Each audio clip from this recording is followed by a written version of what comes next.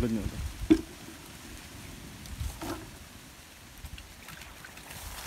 Mực nước.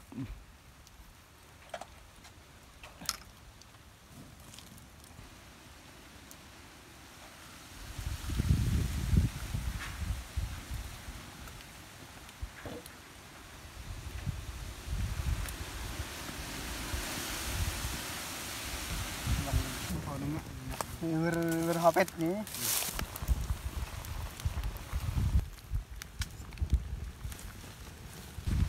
Saya dah.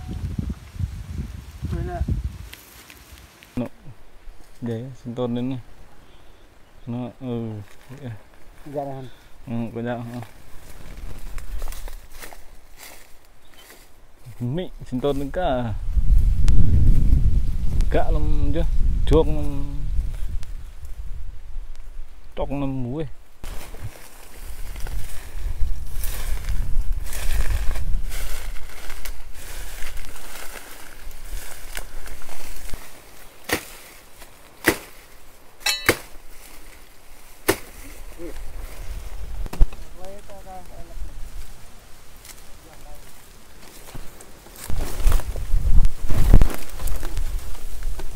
bữa ra cái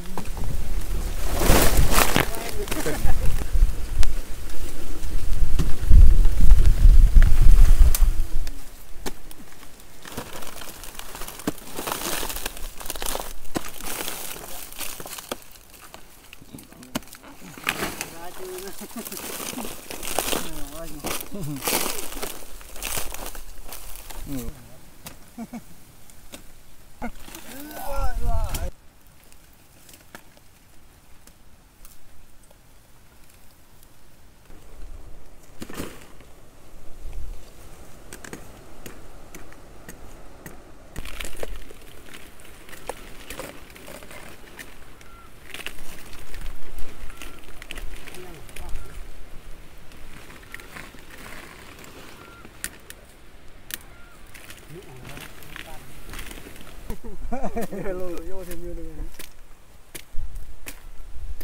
Ham cái này lên.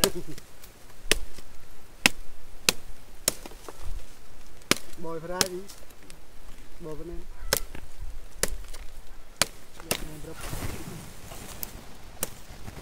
Cái này có phải ra đi.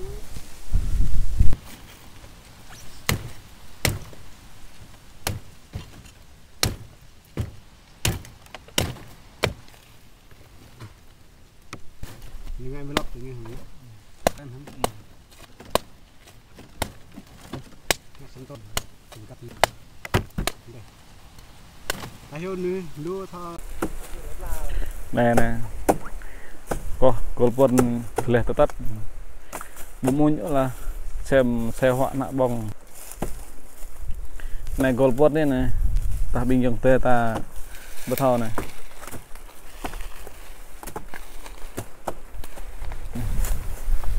đi điện ngàn ấy thì rồi mà làm gì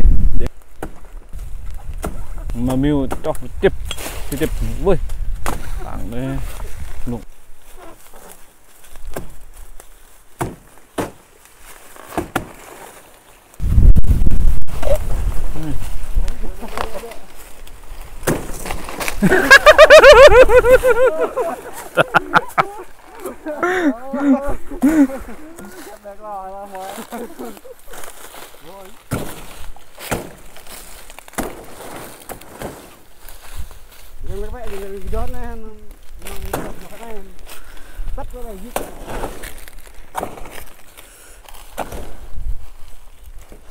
đấy mình gọi là sinh tồn nha mọi người nha.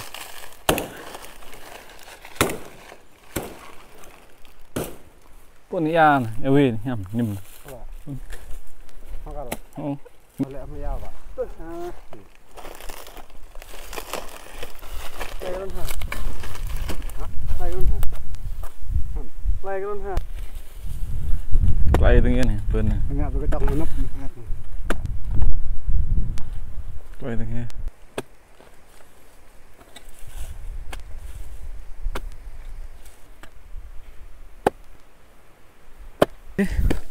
cho lên hem cho lên nè phát nè năng là nhiều luôn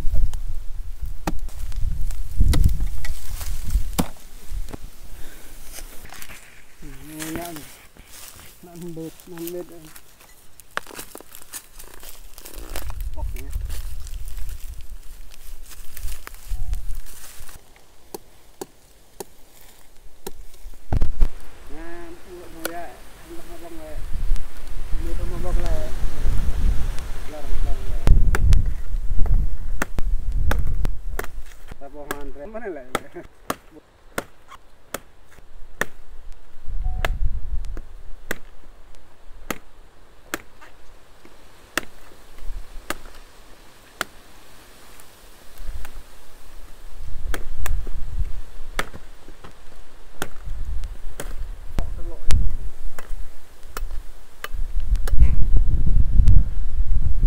lại đủ đây là rất là đẹp mọi người. Đấy mọi người nhé. Giờ mình cắt đột mây mọi người. Đây là lần đầu tiên mình cắt đột mây mọi người nhé.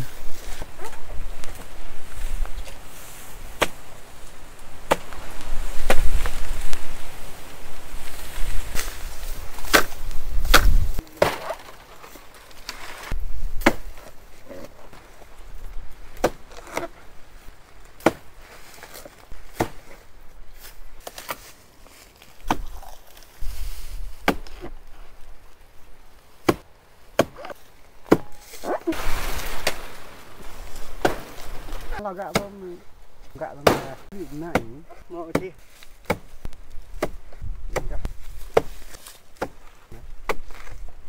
dạ bữa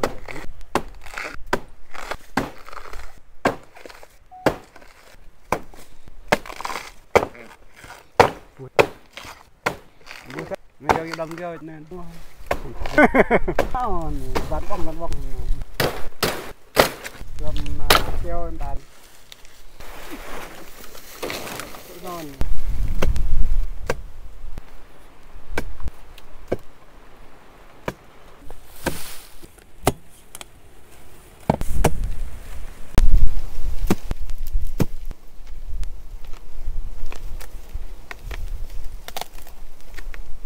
mẹ cho khả năng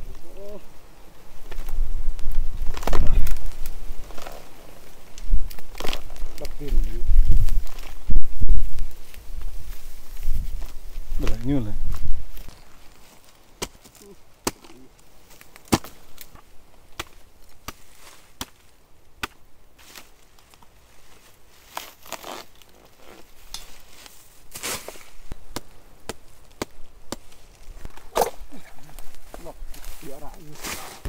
cả đái nữa này đúng không? Tha gì?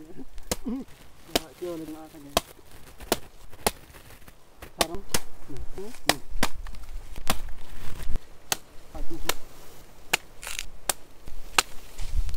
Và gọi bọn nòng sang lại bằng cái hợp bằng lo rồi. Cho chơi dạ mắc. Chị xét, cái xét. Rồi bên này bố hết.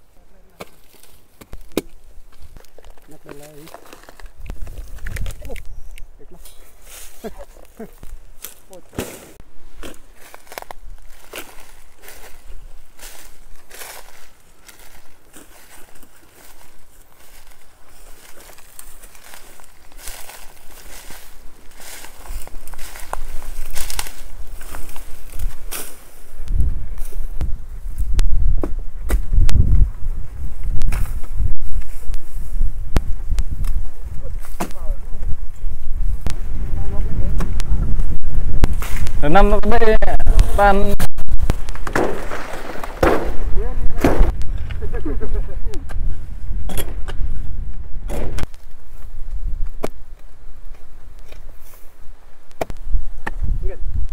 này yêu gần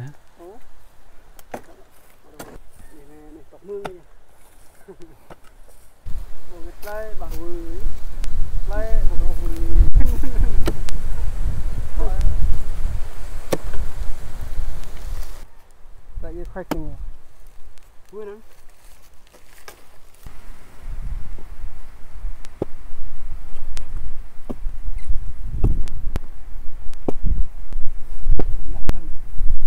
gần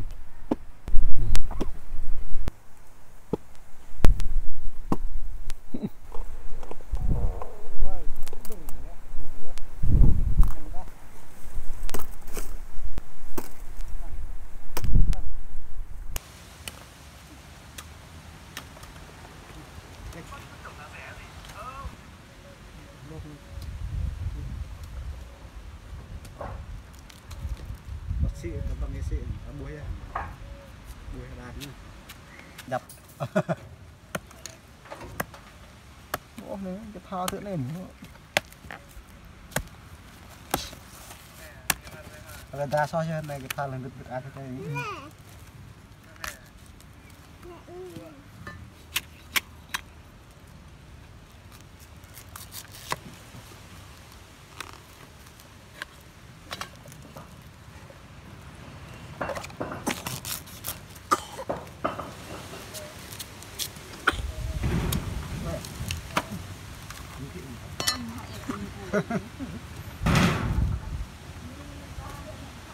khai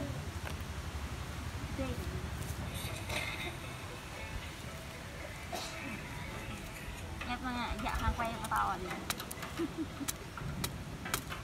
được quay hàng quay này phải kêu là lại cái này phân như này cái này tự nhiên rồi như từ cái này nó phân bắt nghe là Con nhẹ quá phân nhẹ tự trong rồi